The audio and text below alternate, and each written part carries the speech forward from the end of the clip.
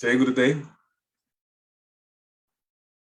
हम पाषाण आख्यान अभी आज समाप्त हो जाएगा और उसके बाद फिर और एक सुंदर कहानी आएगी जिसका नाम है अविद्या आख्यान। अविद्या का प्रभाव कैसे होता है वो देखेंगे।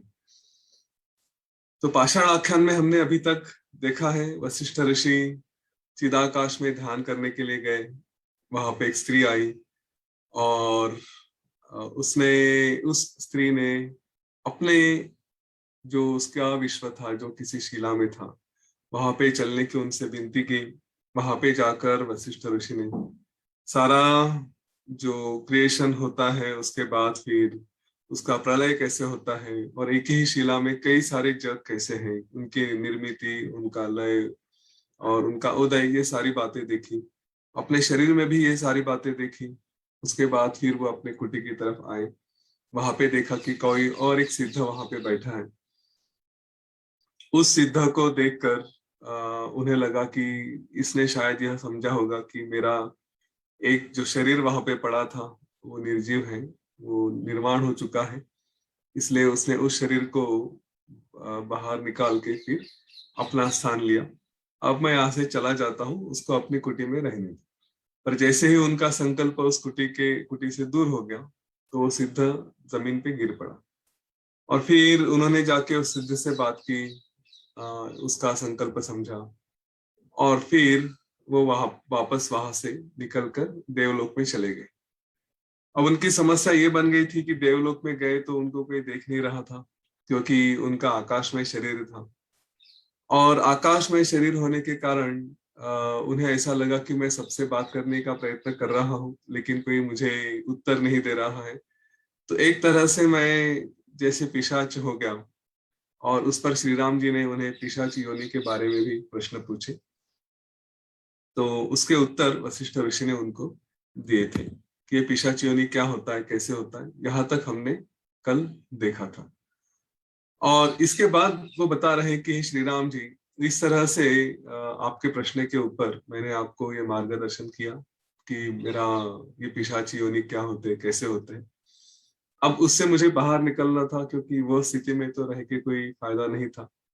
तो इसलिए फिर मैंने जब अनुभव करना शुरू किया कि ये जितने भी वहां पे देव हैं, चंद्र, सूर्य, शिव जी, विष्णु भगवान, ये कोई भी मुझे देख नहीं सकते थे। उनकी जो देखने की शक्ति थी उसके बाहर में था। मैंने उनके ऊपर पैर दिया, चढ़ गया उनके ऊपर, तो भी उनको मेरा कुछ सुनाई नहीं दे रहा था, ना ही कोई समझ में आ रहा था। तो एक समय मुझे ऐसा लगा कि क्या करूं, ये समझ में नहीं आ रहा। फिर उनको ध्यान में आया कि वो एक केवल सत्य संकल्प है और वो सत्य काम है, वो चिदाकाश है। तो उन्होंने जैसे ही इस बात का स्मरण उन्हें हुआ कि मैं चिदाकाश रूप हूँ इसलिए देख नहीं सकते, तो उन्होंने अपना संकल्प व्यक्त किया कि यह सारे देवगण मुझे देखे। क्योंकि इतना सारा फिर अपने आप को समस्या में क्यों डाले जब इतनी सारी शक्ति है, संकल्प हो सकता है। तो जैसे ही उन्होंने यह संकल्प किया कि ये सारे देवगण मुझे देखे, उसके बराबर वो सारे आजू बाजू में जो देव थे सब उनको देखने लगे और उनके व्यवहार पहले जैसे होने शुरू हो गए। अब इसके बाद विशेषता ये हुई कि उन्होंने जैसे ही यह बात देखी तो कुछ जो अलग अलग देव सिद्ध, उन्होंने अपने अपने स्वरूप से इनको देखा। किसी ने देखा कि ये पृथ्वी से आए हैं तो इनका नाम पार्थिव वशिष्ठ रखा। किसी ने देखा कि ये सूर्य किरणों से आए हैं तो उनका नाम तेजस वशिष्ठ रखा। किसी ने देखा है कि एकदम हवा में से आए हैं तो वात वशिष्ठ रखा। किसी ने देखा है पानी में से आए हैं तो उनका नाम वारी वशिष्ठ रखा। इस तरह अनेक अनेक अनेक नाम उनके रखे गए। और क्योंकि ये कल्पना उनके बारे में की थी और ये देवों ने, सिद्धों ने कल्पना की थी, तो उनके फिर जन्म भी वशिष्ठ ऋषि के एक के बाद एक लगने शुरू हो गए। ये वाक्य केवल एक छोटी सी लाइन है यहाँ पे कि दूसरों की कल्पना के अनुसार मेरी जन्मों की परंपरा एक के पीछे एक लग गई। अब इसमें थोड़ा विचार करें कि अगर कोई हमारे बारे में इस तरह से सोचे, ऑफ कोर्स वो सिद्ध है, अगर वो सोचे इस तरह से कि अच्छा ये है, ये वो है, तो अगर हम वो नहीं है तो ऐसा होना पड़ता है, इस ऐसे ही यहाँ पे इस वाक्य का अर्थ है। इसके बारे में कभी समय मिला तो हम विस्तार से बात करेंगे कि सचमुच ऐसा होता है नहीं होता है, भगवान ने चाहा कि ये ऐसा है, कंफ्यूजन हो गया तो फिर से एक जन्म लग गया तो क्या होता है। तो इसके बारे में थोड़ा वशिष्ठ ऋषि ने बताया है, लेकिन ज्यादा विस्तार में हमें जाने की आवश्यकता नहीं, कभी समय मिला तो देखेंगे। मुझे तुरंत इस बारे में बहुत ज्यादा पता नहीं।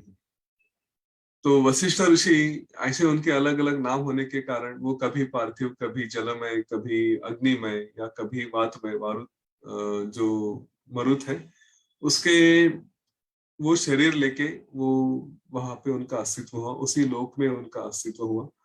ऑफ कोर्स उसके कुछ दिनों बाद उन्हें अपने शरीर में उस अभ्यास से कि मैं कुछ हूँ मैं कुछ हूँ, इस अभ्यास से उनमें जो सूक्ष्म शरीर था वही शरीर फिर से उनका आधि भौतिक, जैसे कि मैं कुछ वास्तव में हूँ, एक फिजिकल बॉडी, स्थूल शरीर हूँ, उस तरह का उनका उनकी भावना के कारण वो वैसी अवस्था उनको प्राप्त होगी।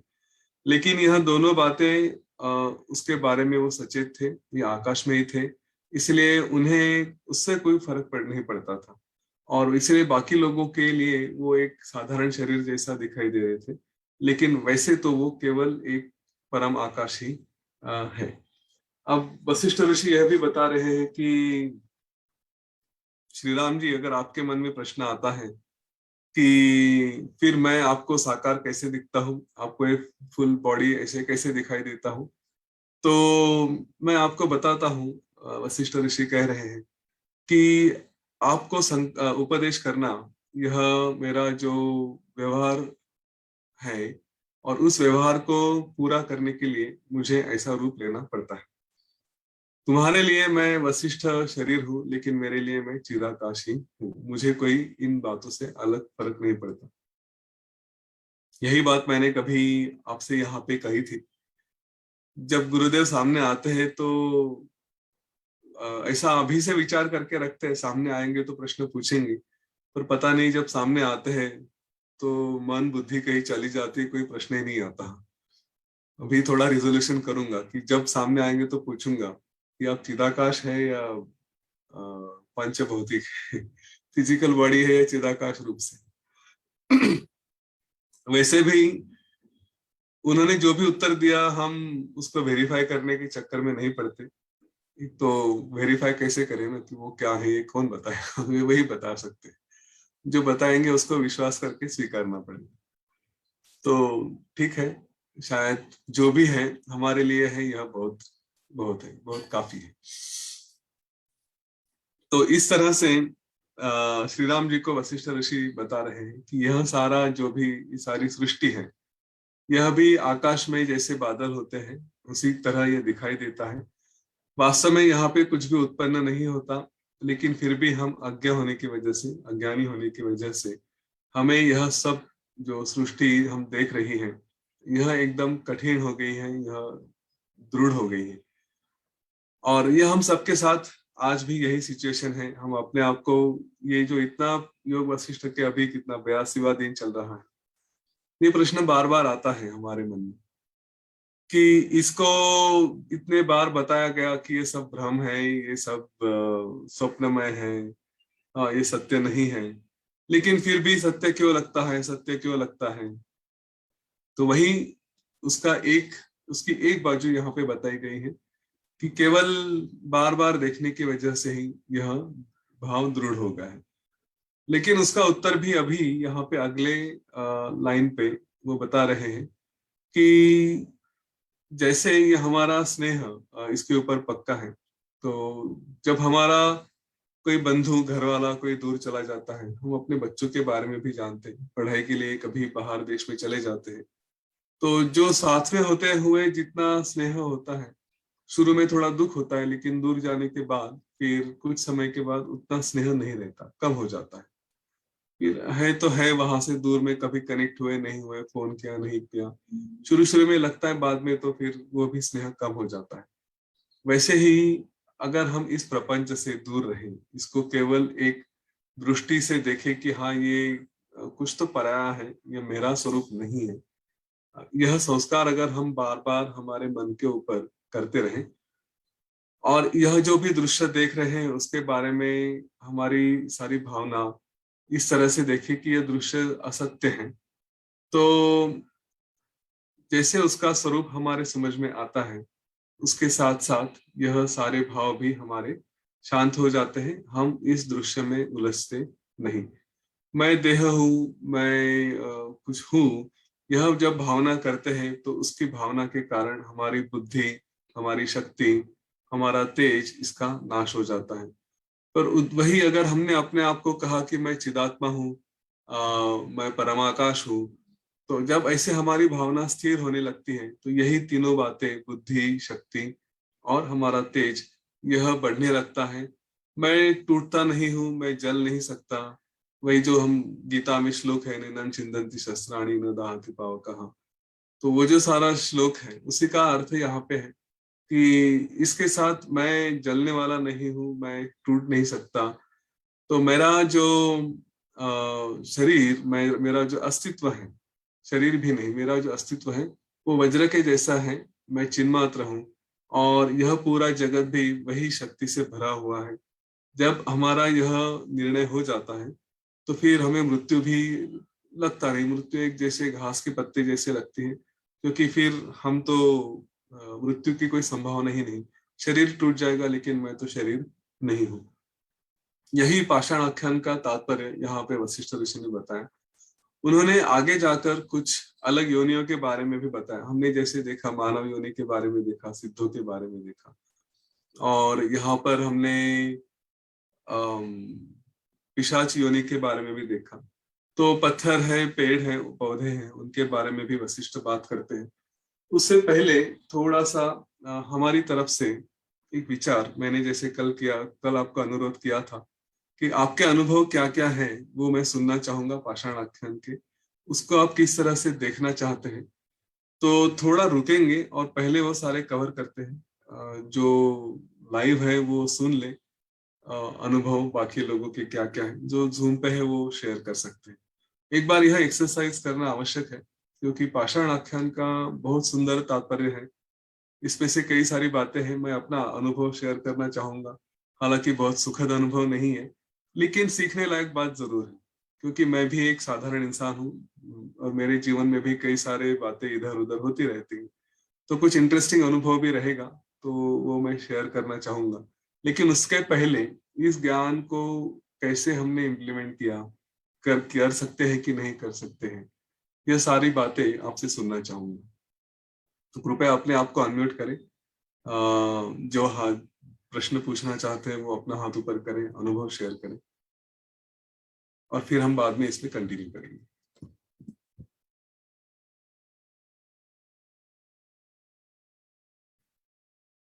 किसी ने विचार किया था पाषाणाथ्यम के ऊपर?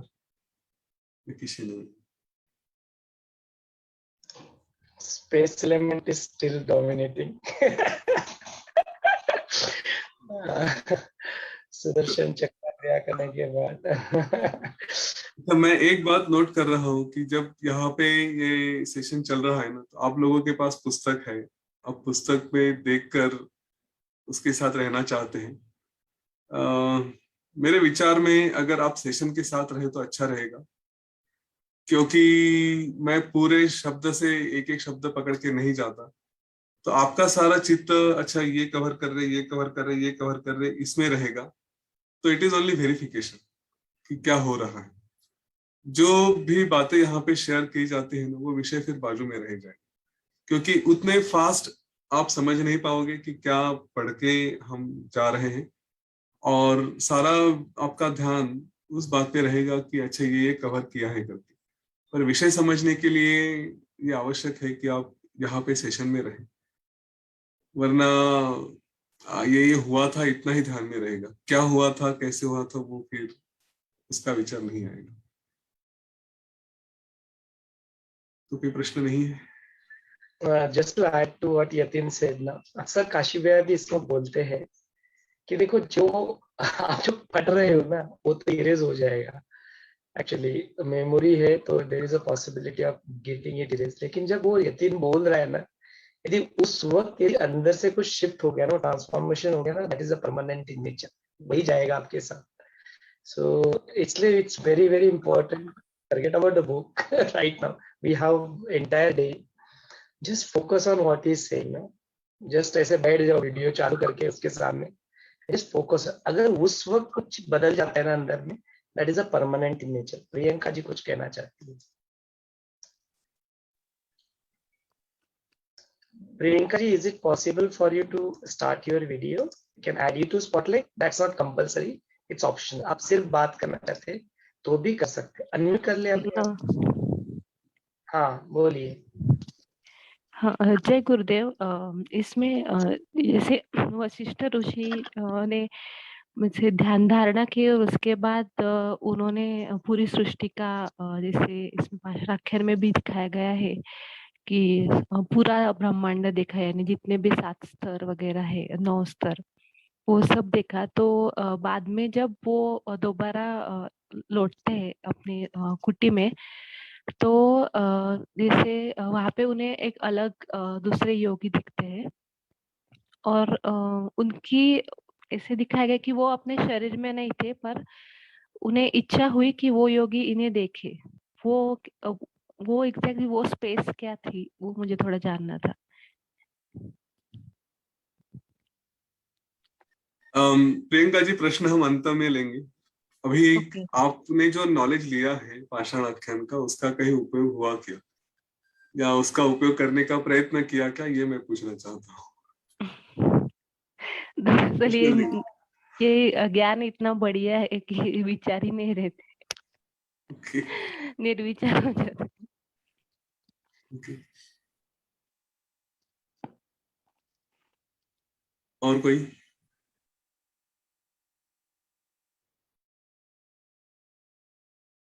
हाँ Simone.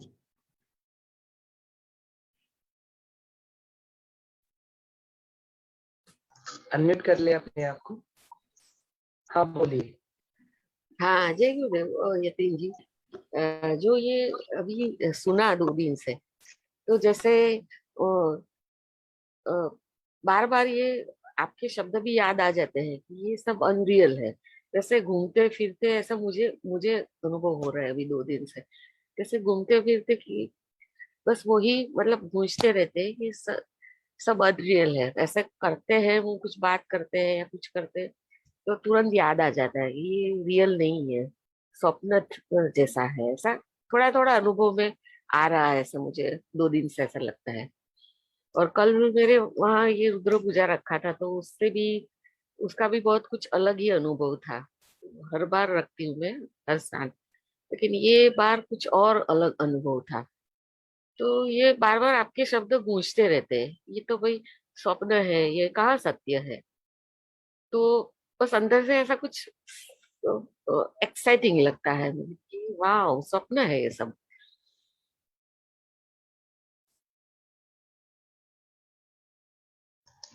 Okay, thank you for sharing your experience Seema जी.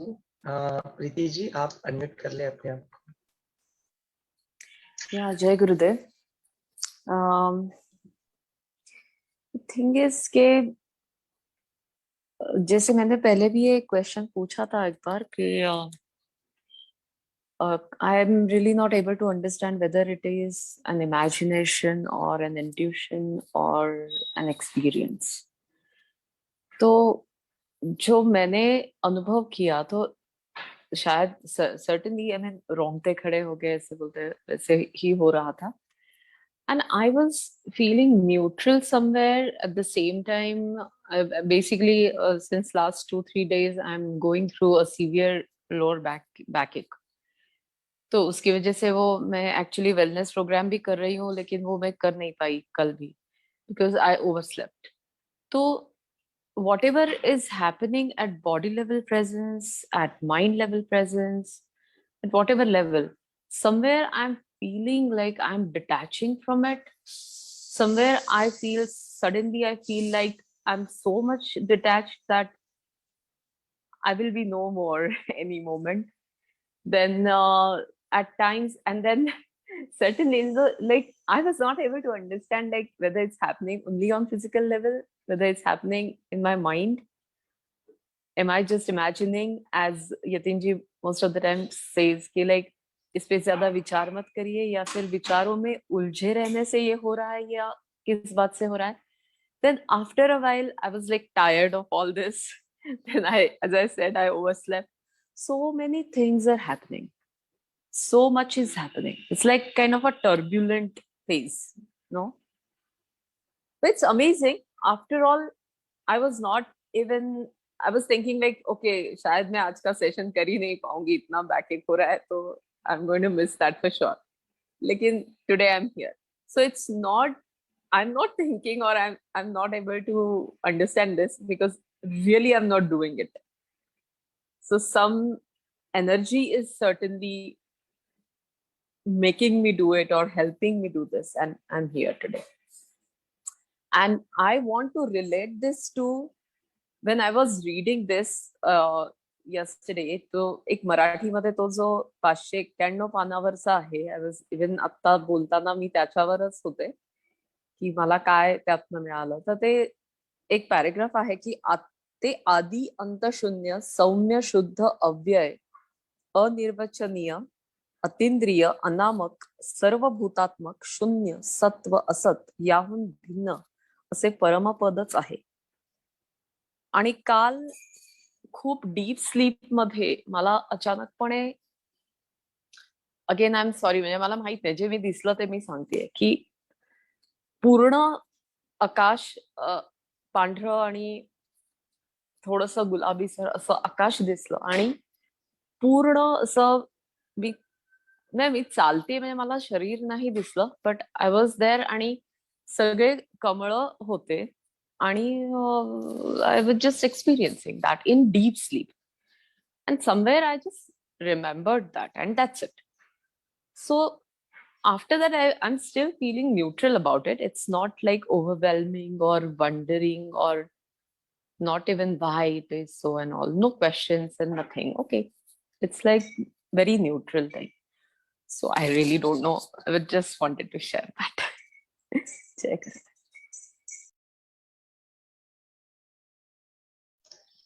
हाँ तारांगिनी जी अनम्यूट कर ले अपने आप को.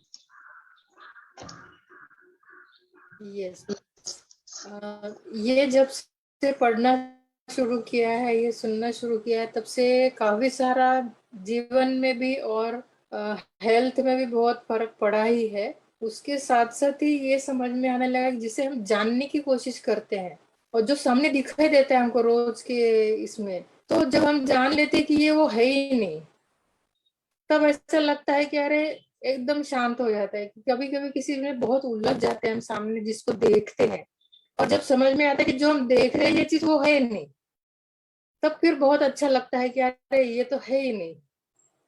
ये एक आश्चर्य की भावना हर जगह हर बार दिखाई देती है कि जैसे पाषाण को भी अगर हम देखने जाएं तो पाषाण के अंदर भी तो वही है जो हम देखना चाहते हैं, लेकिन वो है ही नहीं वहां पे. मतलब हर जगह वही चीज है जो हम देखना चाह रहे हैं, लेकिन वो है नहीं. तो इसी तरह का वो जो भाव है वो बढ़ते जा रहा है. इतना ही मैं कहना चाहूंगी. पता नहीं ये सच है क्या हो रहा है.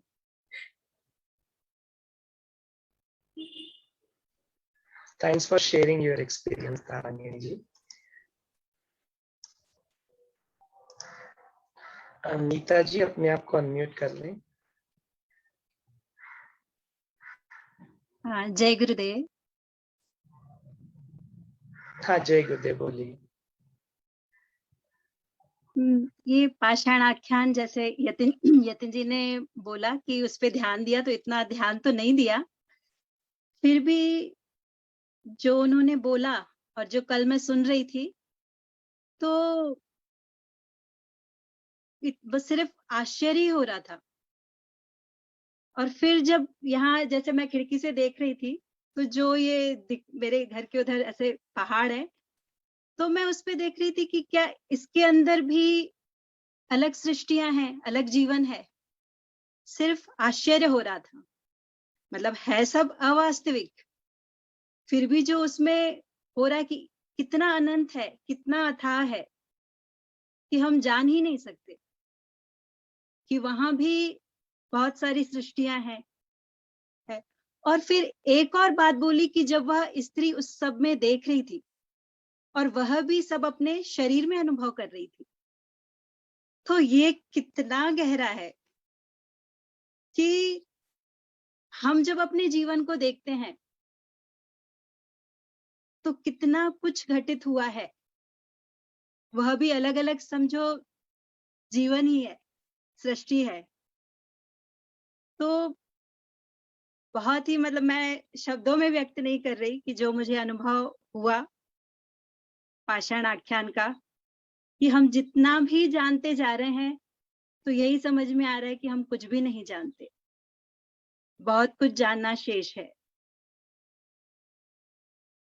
बस यही कहूंगी। जय गुरुदेव।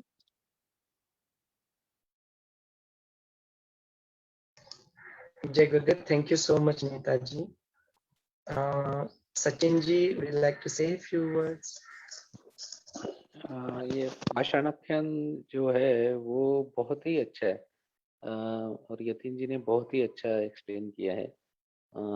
ये मतलब ऐसे है कि जो बोलते हैं ना पिंडी ते ब्रह्मांडे, ये जो अ, ये जो अपने आप में हो रहा है यही ब्रह्मांड में भी हो रहा है, क्योंकि ब्रह्मांड is just a reflection of you.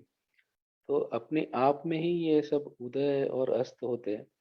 तो एवरीडे अगर हम उसको सोने से और जागने से कंपेयर करेंगे तो ये वही उदय अस्त ही हो रहा है, मतलब अपने आप में ही प्रलय हो रहा है, अपने आप में ही उदय हो रहा है। ऐसा अगर हम देखेंगे तो ये अपने आप को पता चलेगा। जैसे बाहर सृष्टि में तारों का अंत होता है, सुपरनोवा या ऐसे जैसे होता है, वैसे ही अपने आप में ही हर क्षण एक नया उदय होता है और एक नया अस्त होते जाता है।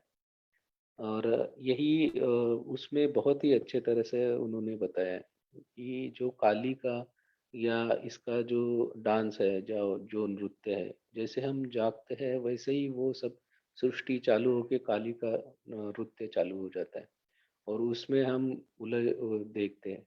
अगर हम वही साक्षी भाव से देखोगे तो शिव भी अंदर है और बाहर ही वो सब काली का नृत्य चल रहा है।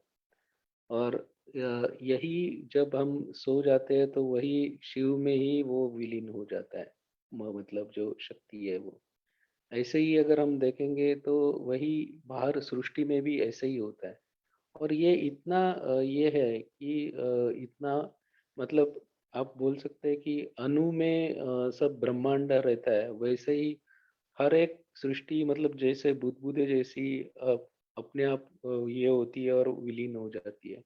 तो हर क्षण हम इसका अनुभव कर सकते हैं, मतलब जितना हम इसका ऑब्जर्वेंट या साक्षी भाव से देखेंगे उतना गहरा ये होते जाएगा। वैसे ही अगर हम ध्यान में देखेंगे तो ये जो अपनी शक्ति है, ये जब सहस्त्रार में शिव से मिलती है तो वही होता है, वही समाधि का अनुभव होता है। और जैसे ये अपने शिव शिव से मिलने जाती है तो अपने शरीर में जैसे एक एक तत्व दूसरे तत्व में विलीन हो जाते हैं। जैसे अ, जल है जो अग्नि में विलीन होता है, अग्नि जो है वायु में, वायु जो है आकाश में विलीन होता है, और केवल फिर एक आनंद की स्थिति रह जाती है जो फिर बाद में सहस्त्रार में जाके सिर्फ वो जीव शिव शिव स्वरूप का अनुभव करता है। वैसे ही ये सब ब्रह्मांड का अनुभव वशिष्ठ जी ने किया। ये बहुत ही मतलब बढ़िया है। और मुझे लगता है कि ये बोलने की बात नहीं है, ये एक्सपीरियंस करने की बात है। जैसे हम एक्सपीरियंस करते हैं ना, जितना हम डीप में जाते हैं उतना हम ये एक्सपीरियंस कर सकेंगे। और ये भी दिखाता है कि कितनी सृष्टियां हैं अपने अंदर और कितने ये है। तो इससे दूसरा भी ये होता है कि हम कितने मतलब बाकी छोटे छोटे चीजों में उलझ जाते हैं। तो ये इतना वास्ट है कि we should actually experience it. बाकी जो बोलता है ना संजीवनी समाधि, तो यही है, एक तत्व में दूसरा तत्व विलीन होके वो केवल शिव स्वरूप बन जाता है व्यक्ति। तो वही ये है। और वशिष्ठ जैसे महाज्ञानी जब ये बताते हैं, क्योंकि ये बताने लायक अनुभव नहीं है, क्योंकि वही उनका वर्णन कर सकते हैं जो ये चिदाकाश रूप में अनुभव करते। थैंक यू सचिन जी, बहुत ही बढ़िया अनुभव, इट्स वेरी नाइस। अच्छा, ये अनुभव अच्छा है और वो अनुभव बुरा है ऐसा नहीं है, सारे के सारे अनुभव वैलिड है, they are all fine, whatever you feel is fine. Vijay ji कुछ कहना चाहते हैं? विजय जी अपने आप को अनम्यूट करिए। हाँ, मेरा अनुभव ये कि हमने जो देखा पाषाणाख्यान में कि सब नष्ट होता है, पृथ्वी नष्ट होती है, ब्रह्मा नष्ट होता है। तो पहले तो सब चीजों से अटैच रहते थे ना, मेरा घर है, मेरा घर है, मेरी संपत्ति है, मेरे रिलेशंस वगैरह। तो अब तो ऐसा फील होता है कि ये तो सब होने वाला है, कभी ना कभी अपना शरीर भी नष्ट होने वाला है। हम थोड़ा सा अलग थे कि जैसे से देखते हो अभी सब चीजों को, यही था, क्योंकि सब नष्ट होने वाला है ऐसा। Thank you so much Vijay ji. और किसी को अपना अनुभव शेयर करना है? प्रश्न हम लोग बाद में लेंगे, but right now if you want to share कि जो पाषाण आख्यान अभी हमने देखा वो आज समाप्त भी हो जाएगा, व्हाइल लिसनिंग टू दिस क्या जीवन में आपने परिवर्तन आया, या क्या आपने नोटिस किया जब आप विचार कर रहे थे, आपका अनुभव क्या था, वो हमें शेयर करना है। हाँ प्रीति, गो है। मुझे और एक बात बतानी थी कि जैसे योग वशिष्ठ की शुरुआत में ही वैराग्य प्रकरण, तो ऐसे वहां से लेके अब तक जैसे निर्वाण प्रकरण तक अभी कहीं पे जाके ऐसी अवस्था आ रही है कि सब कुछ छोड़ दे, या फिर सब कुछ छोड़ना है, बस सब मिथ्या ही है, भ्रम है। और फिर कंफ्यूजन भी आ गया बीच में कि ब्रह्म है या भ्रम है, तो भ्रम से ब्रह्म तक कैसे पहुंचे, सब कुछ एक ही है ये कैसे मान ले, कैसे उसमें स्थिर हो जाए, स्थिरता पाए। तो ये सब ऐसे जब चल रहा है, तो पाषाण आख्यायिका में एक पेज पे ये भी आया है कि हमें प्रयत्न नहीं छोड़ने चाहिए, तभी इष्ट सिद्धि प्राप्त होगी। और जैसे कि वैराग्य आए भी तो भी ऐसे एकदम से सब कुछ संसार की बातें, या जो आप जैसे बोलते हैं रोजमर्रा की जिंदगी, उसे छोड़ के कहीं भाग के जाने की जरूरत है नहीं। वो सब अपने अंदर ही है, और उसको बस जैसे मैंने शुरुआत में बोला ना कि अलाइन हो रहा है सब। तो देर आर प्रोसेसेस, जैसे आर्ट ऑफ लिविंग में सारे प्रोसेसेस है, तो इन प्रोसेसेस के सहायता से हम लोग ये सब कर सकते हैं। I mean, we can just be in that. We have to just keep on trying and accept that this body is there for a reason. Mind is there for a reason. They are actually not there to bother us or not being hurdle in any ways, but they are there to support us. So if we are able to understand its support instead of its botheration most of the times, we can just pass through it. That's what I just wanted to add. Check. Thank you so much Preeti. Subhash ji कुछ कहना चाहते हैं? Subhash ji unmute कर ले अपने आप को।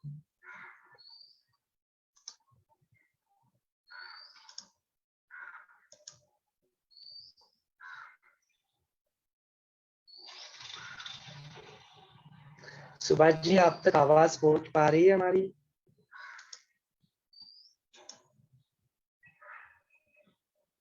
Anyone else wants to share their experience of undergoing through this पाषाणाख्यान। किसी भी लैंग्वेज में, मराठी, हिंदी, इंग्लिश, किसी भी लैंग्वेज में बात कर सकते हैं। कोणत्याही लँग्वेज मध्ये बोललं तरी चालेल।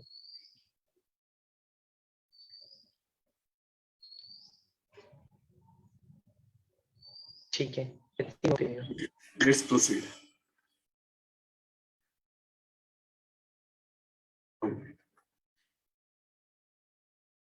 तो अच्छा लगा आपके अनुभव सुन के। वास्तव में ना यहाँ पे अनुभव नहीं थे, आपके इंटरप्रिटेशंस कि आपको क्या लगता है, क्या है, वो ज्यादा सुनने को मिला। मुझे लगा 2 दिन में कुछ अनुभव आया और उसका उपयोग किया गया, ऐसा अगर कोई सिचुएशन है तो ठीक है। मेरे पास कुछ अनुभव है, लेकिन थोड़ी देर में शेयर करूंगा। पर एक जो लर्निंग है, जो सीखने को मिला इस पाषाण आख्यान से और इससे वो पिशाच की कहानी से, तो उसको मैं थोड़ा ऑर्गेनाइज करने का प्रयत्न कर रहा हूं। देखिए, हम इस अध्यात्म के मार्ग पे चलते हैं हमारी अपनी ओर से, और चूंकि हम अध्यात्म के मार्ग पे हैं, बाकी लोगों की भी हमारी ओर से कुछ अपेक्षा होती है। यूजुअली हमारी अपनी अपेक्षा अध्यात्म में रहकर हम अपने आप को कभी माफ कर देते हैं कि एकदम साधु बन के तो नहीं जीवन बनेगा, अंदर में कुछ ना कुछ होते रहेगा, उसको समझते जाएंगे।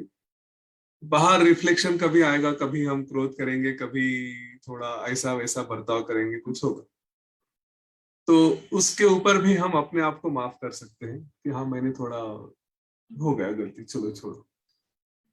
पर यहाँ पे किसी ने कहा था कि बाकी लोगों की अपेक्षा होती है कि अगर इसने आर्ट ऑफ लिविंग का कोर्स किया है जो मुझे पसंद नहीं है, ये सुदर्शन क्रिया करता है ना, अभी इसने एक भी गलती जीवन में नहीं करनी चाहिए, एकदम साधु बन के सीधा जीवन जिए, ऐसी बाकी लोगों की अपेक्षा होती है।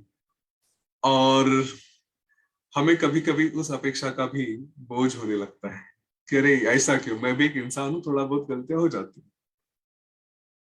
तो अपने आप को इस अवस्था में अगर पहुंचाना है आगे जाकर कि जहां पे चलो गलतियां हो भी गई तो तुरंत बाकी लोगों की तरह उसमें बह जाने के बदले अपने आप को स्थिर कर सके, अगर ऐसी अवस्था प्राप्त करनी है तो ये पाषाण आख्यान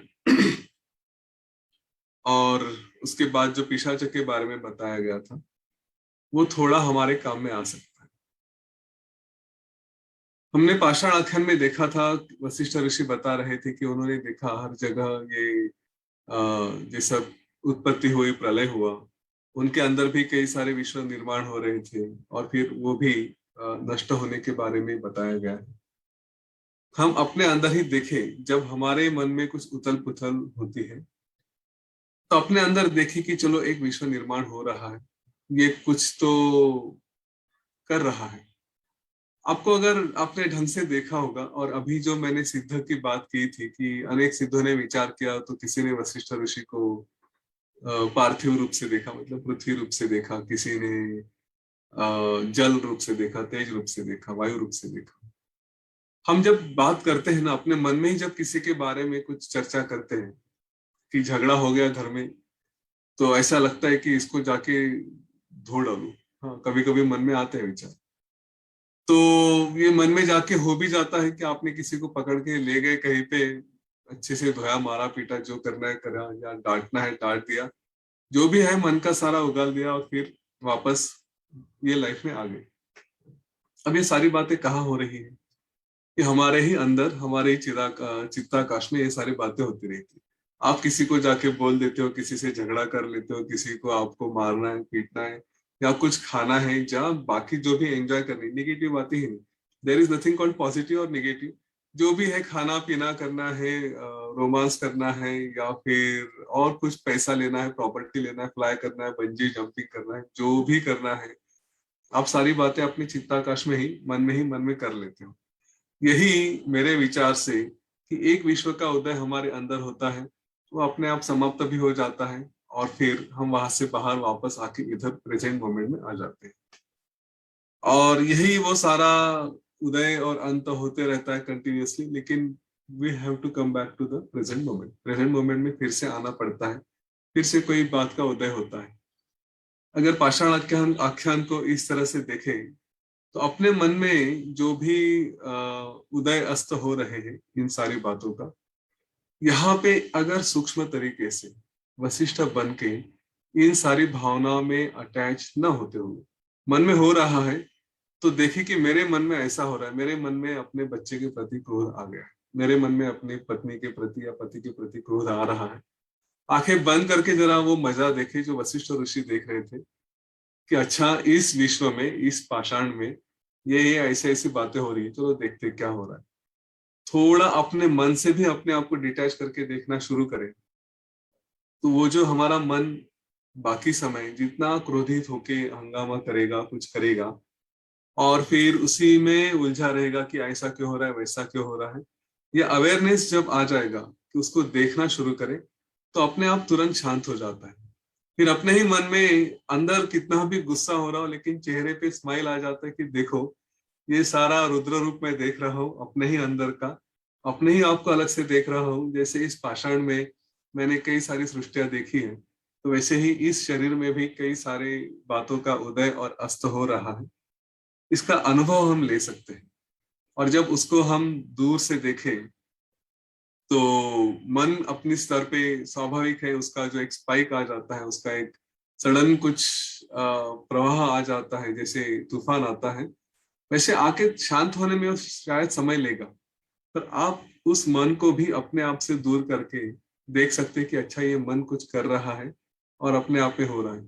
तो मुझे उस मन का भाग होने की आवश्यकता नहीं। वशिष्ठ की तरह मैं उस सृष्टि में जाके उसमें उलझ के गोल गोल घूमना, वो जो काली का नृत्य बताया था कि उसने अपने शरीर पे ही, उसके कमर पे ही कई सारे ब्रह्मांडों का आभूषण पहन के रखा था, वो गोल गोल घूम रही थी, उसके साथ सारे ब्रह्मांड भी गोल गोल घूम रहे थे, उसके अंदर के लोग भी उसका अनुभव कर रहे थे। तो मैं केवल इन सारी जो मेरे मन में जितने भी ब्रह्मांडों का उदय और अस्त हो रहा है, वो जिस तरह से इधर उधर घूम रहे हैं, अपने आप में उथल पुथल उनमें हो रही है, वो मैं केवल देख रहा हूँ। उसमें मुझे जाके उसका अनुभव करने की आवश्यकता नहीं है। अपने आप को अगर हम इस तरह से स्थिर कर सकते हैं, केवल दृष्टि, एक दृष्टा के भाव से कि ये हो रहा है, इसको देखे, तो ये नहीं कहूंगा कि जीवन में कुछ इधर उधर नहीं होगा, मन में उथल पुथल नहीं होगी, हो सकती है, क्योंकि यही है कि यह अभ्यास जैसे जैसे दृढ़ होते जाएगा, हमारी ये भावनाएं धीरे धीरे शांत होती जाएंगी।